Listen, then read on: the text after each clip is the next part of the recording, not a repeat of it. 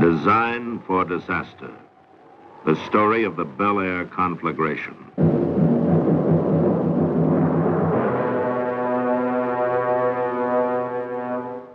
Santa Ynez. Indians named it Santana, the devil wind. When it blows, plants wither, trees and brush become crackling dry, atmosphere grows tense, oppressive. People tire easily, argue more. Even the suicide rate rises during the months of the Santa Ynez. Warm, dry. This climate plays an important part in attracting over 3,000 people a month to the city of Los Angeles to become permanent residents. To settle into hotels, apartments, homes along the coast, inland throughout the central residential sections to the far reaches of the valley areas. And some move up to the scenic, secluded hill areas, where lush California vegetation softens the ridges and valleys for miles in every direction, and breezes blow clean through native growth. And increasingly strong during the late fall months of the Santa Ynez, and dangerously dry when there has been no rain. It is during this unstable period that firemen most fear the potential. The potential of 134 square miles of thick, dry chaparral and oak, all within the city boundaries of Los Angeles, classed by experts as the fastest burning ground cover in the Western Hemisphere. And nestled in that cover, one of the greatest concentrations of high-value homes in America. A serious problem in fire protection under even the best of conditions. On the morning of November 6, 1961, fire department dispatchers find conditions far from the best. Santa Ynez winds are strong, gusty. Humidity and moisture content of the brush rock bottom. Fire danger extreme. At 8:03 a.m., a condition of high hazard is declared throughout the department. Standby companies are moved up to stations near brush areas to strengthen the circle of protection. But even as they move, trouble strikes. At 8:15, an alert of fire is relayed to the officer in command of mountain firefighting units. Mountain Patrol and all units concerned. They reported brush fire in the mountain area, 3600 block Stone Canyon. The division chief responds immediately. Clouds of brush smoke are already visible on the ridge. The chief calls for additional companies.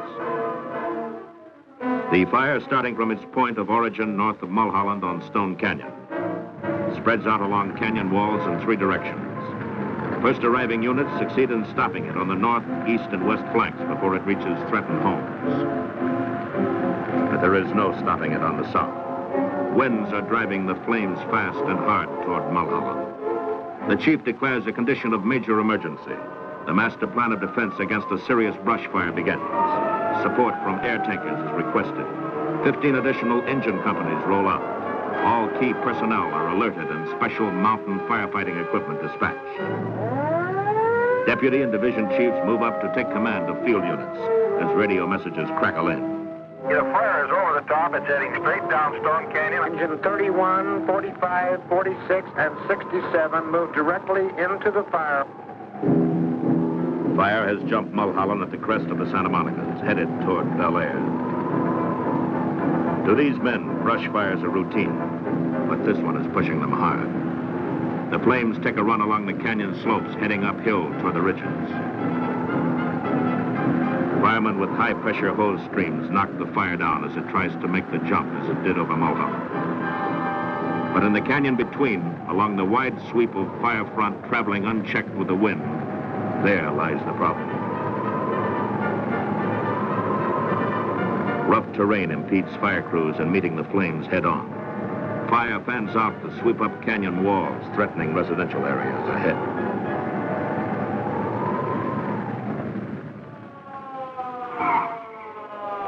Chief Engineer William Miller arrives at Command Post Headquarters to take charge of fire operations.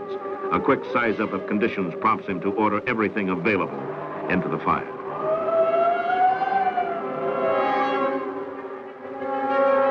Time is vital. Fire is spreading, growing by the minute. Air tankers sweep in.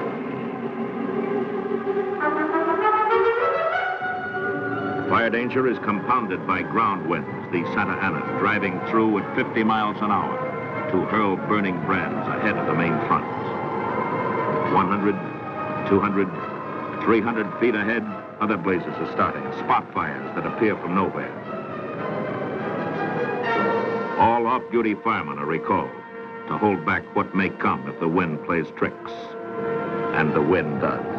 Embers blow ahead of the fire to fall on the opposite side of Roscommon. Fire is now west of Stradella, out of Stone Canyon. Fire officers alert the command post to the new outbreak. On top of Stradella, I can see the fire on the west side of Roscommon. It has jumped at least 500 feet further south. Fire has jumped Roscommon at about Donella, and Roscommon is now out of control. Responding apparatus is directed in by helicopter. Defense forces are split once again to handle the two additional fronts. As equipment and manpower thin out, fire grows with the wind, and flames begin spreading at the rate of 13 acres per minute. Tactics change from offense to defense. Fire crews are directed to positions between structures and the approaching fire to begin the necessary technique of hit-and-run firefighting. Get ahead of the fire. Take a stand. Knock it down. Move ahead again. Always stay ahead of the fire.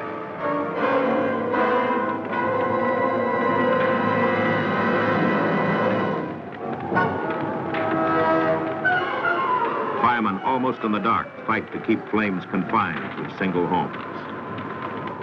But now fire is below them, sweeping south, coming up on both sides of the ridges they stand on, going overhead with the wind, jumping ahead of the men. The firemen are no longer ahead of the fire. Field commanders request more and more help as the flames spread. Unless we have companies that can lay into these individual houses, we are going to begin losing more houses on Roscommon. It has already jumped Brenda Flora, going towards Sepulveda. There's houses going on both sides of the street in the 1700 block Roscommon. There are about 15 houses involved at the corner of Anzio Road and Roscommon. We're dispatching everything we have. But everything is not enough. Badly needed help has come from county firefighting units. 22 of their engine companies and patrol rigs are at the fire. 10 more are on the way. CAT operators work directly ahead of the flames to stop their advance. 23 surrounding municipalities roll out to fill vacated Los Angeles stations to cover for city companies that have moved into the fire. Fire officials decide where residents may remain, where they may not. Decisions are based on the prime consideration in any fire, safety to human life. Ahead of the fire, police officers are hard-pressed to control the evacuation of residents. While they work, radios blare out messages of trouble. In Kidder Canyon, we need police assistance here to evacuate these people. We are going to lose some civilians if we don't get them out of here. There's a lady here having difficulty breathing. She's been sick and trapped in this fire. We have a school bus trapped, 2425 Roscommon Road. The children are out, the driver and the bus are trapped. We've got a report of 4 people trapped on foot between Chelan and Roscommon. We need help from the police department. Send an ambulance to 2025 Stradella Road, injured fireman. 850 Linda, Florida. The house is on fire and there's a lady trapped. Congestion blocks fire trucks. Everyone must use the same narrow streets. No crossroads connect the steep canyons. Where fire easily jumps the ridges, firefighters must drive miles to go around them. Sightseers add to the problems. Police are forced to arrest many who move in to get a ringside view of disaster. And disaster it is. In the canyons, along the hillsides, on the ridges, houses are burning. Smoke blacks out the sun. Firemen work in close as firebrands blow against the sides of houses, drive into crevices of wooden roofs, through windows, into ventilators, and bunch under the eaves of houses in glowing masses, held there by hot blasts of fire wind. Wind that bends high-pressure hose streams into worthless spray. Wind that whips roof fires into billows of stubborn flame. Where the men have water to fight with, they're holding their own. And then, without warning, some don't have water. First the pressure, then the water itself recedes from ridges. Fire companies are backed off by waves of flame. Along Stradella first, then Roscommare, then Linda Flora. The situation becomes one of scattered running battles as fire crews pick individual targets. Water is drafted from swimming pools wherever possible. But where water is limited to that in apparatus tanks, homes that are furiously burning must be passed by. Of the hundreds of others threatened or just starting to burn, a difficult choice must be made. Which to fight, which to forfeit. Houses with combustible roofs and those too close to brush are poor risks. Once extinguished, they catch fire again and again. Nevertheless, the firemen try. Air tankers come in low and often, despite collision hazard and the smoke. Only a limited number may operate. Even their biggest loads will not affect the huge central fires. They do their best work in conjunction with ground crews on the flanks to prevent fire spread. More equipment is moved in as fire sweeps south on a solid front at incredible speed. Every burning thing that can be torn loose by the wind is hurled ahead in this horizontal, leapfrogging, wind-driven advance. Burning brands rain down in clouds as fire leaps from wood roof to wood roof. Spot fires appear everywhere, spread, fuse together to feed the parent blaze. A blaze which is no longer just a major brush fire, just a group of burning buildings. It is now a full-scale conflagration. On the move, headed for the thickly populated areas of every residential section north and south of Sunset Boulevard. There is one chance. Every piece of firefighting equipment not actively involved in saving structures is being ordered to the area north of Sunset to head off the flames. Homes by the score disintegrate into white-hot embers carried high into the atmosphere by thermal columns of heat. Firestorms boil upward along residential stretches of Linda Flora, Chalon Road, Stradella, Samara, Chantilly. There is no clearly defined fire front. It's as if an enemy force had suddenly launched a paratroop attack behind the lines of defense. Sector chiefs attempt to maintain order where sectors no longer exist. Flames loom up in scores of homes on scores of streets. Firemen fight in smoke-imposed darkness throughout the fire areas. Some have no water, others have. In their concentration on the jobs at hand, none can know that 4 new crises are taking form. 6 miles northwest in a remote area of Santa Ynez Canyon, a second major brush fire has broken loose, destroyed 9 homes, and is racing toward the main fire to eventually blacken 10,000 acres. Companies are pulled from Upper Stone Canyon to help county units fight the new blaze. In Benedict Canyon, 1/2 mile east, another brush fire is deliberately set. As ground crews respond, an air tanker is directed in ahead of their arrival to delay the fire's progress. And in Brentwood, a third crisis. 1.5 miles west of furiously burning Bel-Air, a completely unexpected phenomenon takes place. Thousands of firebrands are literally dumped from the skies on this heretofore untouched section. In residential areas and hills above, the embers spread. From 60 to 70 fires suddenly blaze up, as if an aerial incendiary attack had been launched. Vitally needed equipment must be pulled from critical areas and diverted to this new front. At the same time, a 4th emergency hits. Clouds of sparks soar high over the new 600-foot San Diego freeway complex to envelop ridges of West Sepulveda Canyon. As fire in the space of a few minutes leaps the largest man-made firebreak in the city. Controlling this host of new fires seems hopeless.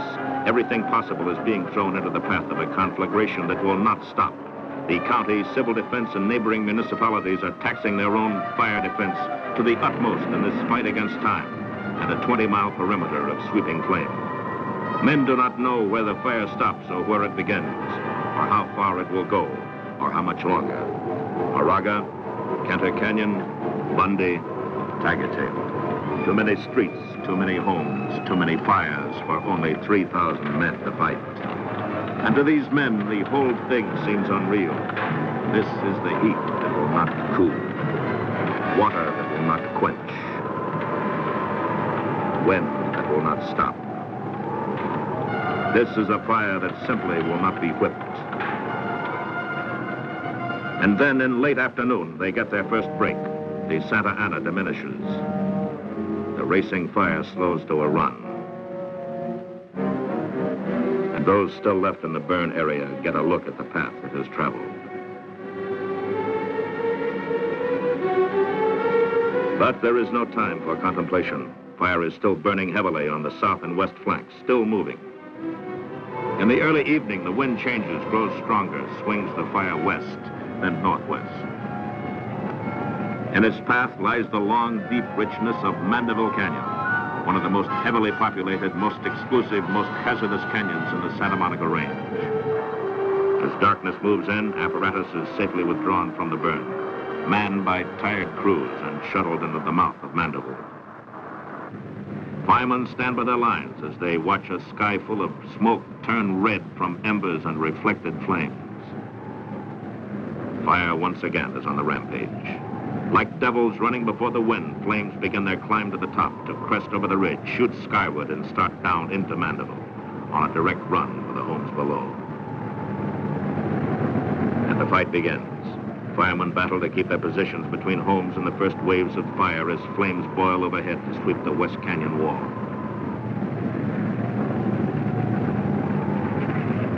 Within minutes, the canyon is smothered in a maelstrom of smoke, cinders, and fire.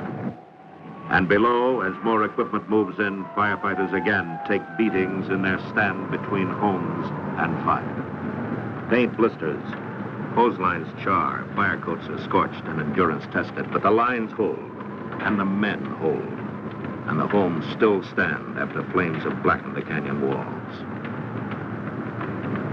As the fire swings northward in a dying night wind, a great concentration of ground forces moves against its line of advance. And the city's most disastrous fire is finally beaten down to slow, smoldering containment.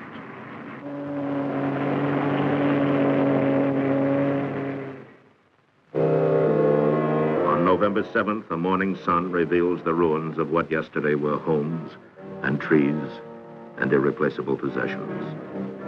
Now fireplaces stand as tombstones over row upon row of dead homes on dead streets. 484 times, fire proved its deadly efficiency by incinerating, in a few roaring minutes, what families had taken years to acquire. 6,090 acres of blackened hills, canyons, and neighborhoods.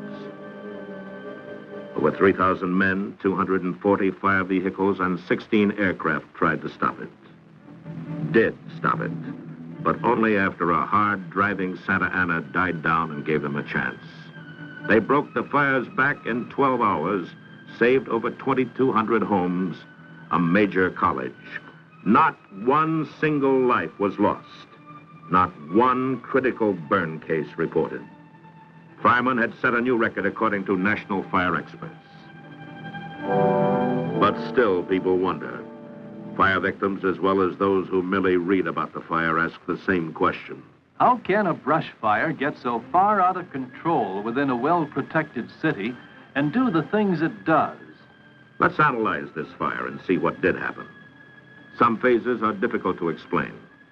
Why is a framework of bare wood left unharmed in a furnace of heat that crumbles masonry around it? Why does a roaring fire suddenly stop in heavy brush as if cut by a knife? Why do flames spare one house and consume identical dwellings on all sides? A general pattern of fire behavior, however, can be explained. When a brush fire is traveling downhill, it is most receptive to extinguishment. A wide clearance around a house gives firemen a break to make a stop, provided water is available, provided winds do not start spot fires across the canyon, and combustible roofs do not ignite from falling embers. The fire preheats canyons to ignition temperatures. As flames move uphill, the reaction can be almost explosive. A parallel to this reaction is demonstrated with a branch from a specimen of hillside brush. Held upright with fire moving downward, the fire travels slowly. But reverse the situation. Place the fuel above the fire.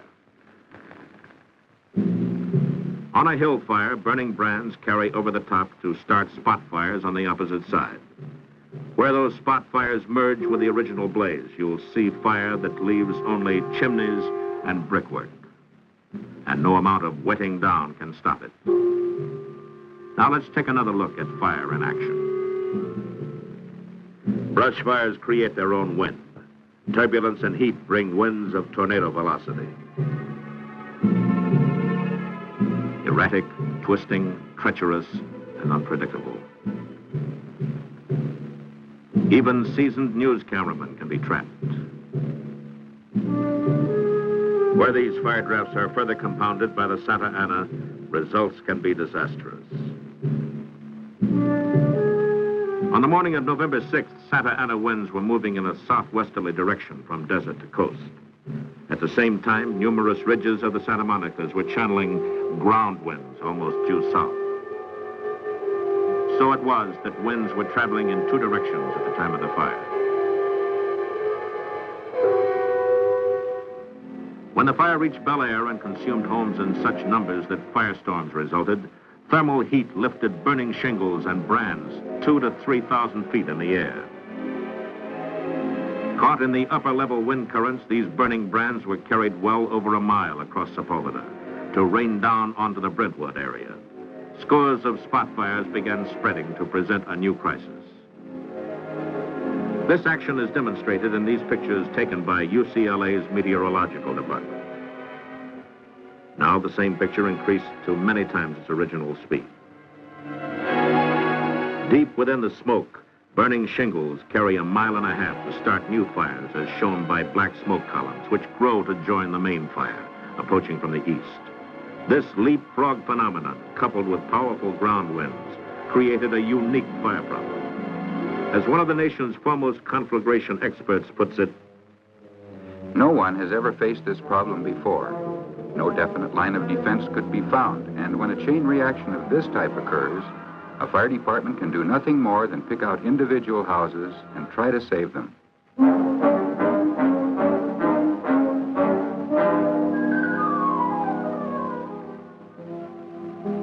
But even in such attempts to save individual homes, firemen are further thwarted by the loss of water. How can a modern water system properly designed to meet emergency fire conditions fail to function? Let's look at this simplified diagram of houses on a hill being supplied by a water tank above. When thousands of outlets are opened below the hill, water pressure is lost in the overtaxed main, regardless of the amount of water above the houses. Where the water supply comes from a distant location and supply pipes dead end on the hill, unnecessary use of too many outlets below the fire area simply drains the water out of the upper system. We have considered water, wind, and weather. Now there's the very real problem of how a house is constructed and where. Suppose we live in a house above the congestion of the neighborhood below, or in a stilt house built over the brush, or in a typical home with a combustible roof, wide, low eaves to catch sparks and fire, and a big picture window to let the fire inside. Under any such conditions, there's not much of a chance.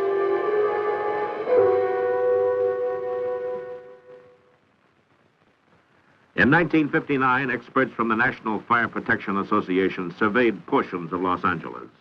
They found a mountain range within the city, combustible roofed houses closely spaced in brush-covered canyons and ridges, serviced by narrow roads. They called it a design for disaster. They predicted the Bel-Air fire, plus others which are sure to come, unless citizens and city officials work together on a definite plan of fire defense. The prediction was nothing new to firemen. They have their own ideas about people who don't like water pumping stations or fire stations in their neighborhood because they feel that they're unsightly. Or homeowners who refuse to cut brush away from homes because it mars the natural beauty of the hills. And those groups who maintain to the last glowing ember that combustible routes are not hazardous in fire areas, despite the fact that over 600 cities have outlawed them. Firefighters are thankful that such is not the thinking of the majority of citizens. But it does not take a majority to start a fire or to feed a conflagration that burns out the careful along with the careless. You are only as safe as your neighbor. When you live in a hazardous area, you're gambling that fire won't start from hot ashes, a cigarette, children with matches, a faulty chimney, auto accidents, a firebug, fallen wires, or lightning.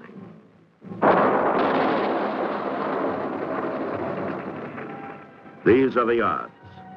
If you win, you get to keep what you already have. If you lose, fire, the winner, takes all.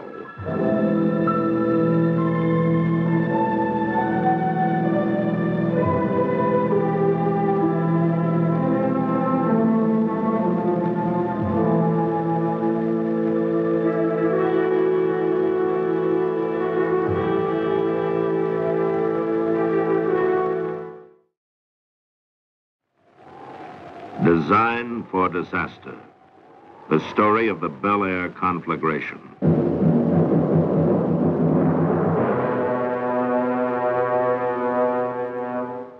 Santa Ynez.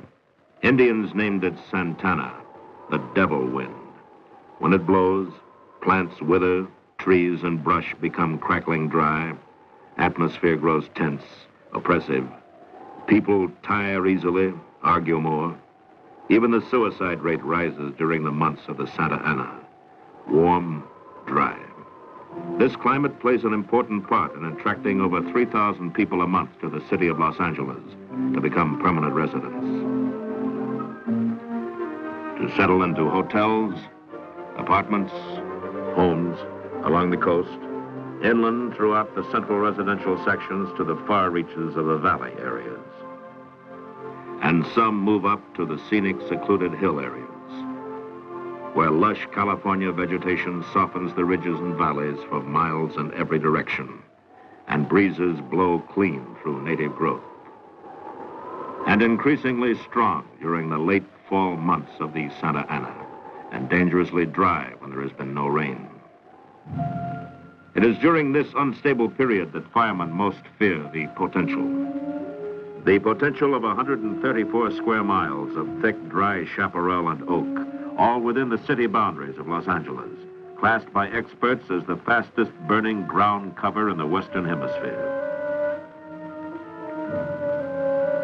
And nestled in that cover, one of the greatest concentrations of high value. The division chief responds immediately. Clouds of brush smoke are already visible on the ridge. The chief calls for additional companies.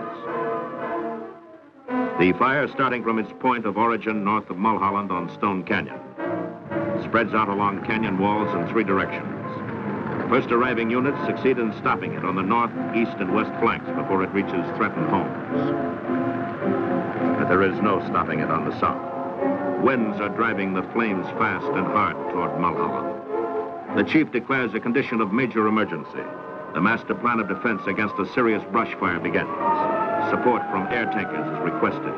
15 additional engine companies roll out. All key personnel are alerted and special mountain firefighting equipment dispatched.